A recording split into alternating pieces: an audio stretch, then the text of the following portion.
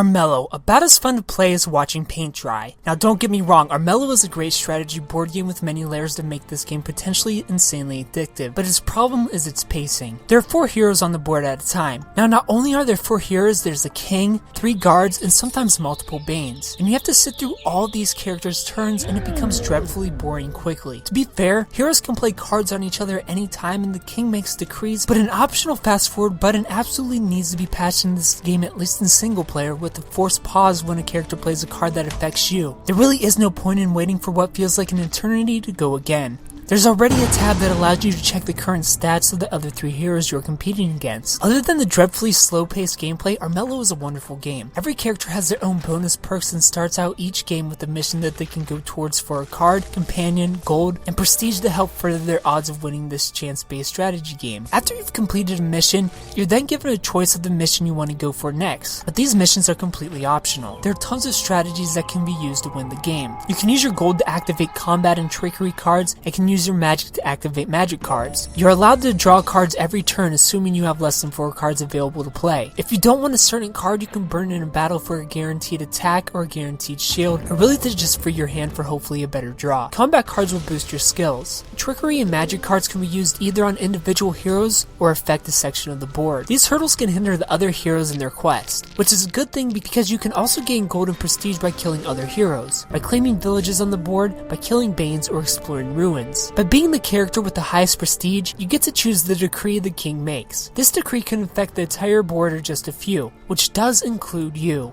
If the king dies by the rot before a character can defeat him, you will also win the game. The rot can be a good or bad thing depending on your strategy. You get the rot by playing cards or losing a battle against banes. If you get up to 5, your character becomes corrupted. And like the king, every dawn you lose 1 health, but by defeating other characters you gain 1 health. And dying isn't all too bad here in Armello. If you die, you aren't out of the game, you just go back to your starting space. To win with the rot, you simply get your rot higher than the king's is, you attack the kingdom and defeat him in battle. You can also just straight up attack the king to win or collect all 4 Spirit Stone to cure him. I really love the game of Armello, want to pour hours and hours into this board game, but I feel like it doesn't respect my time enough in the current state it's in.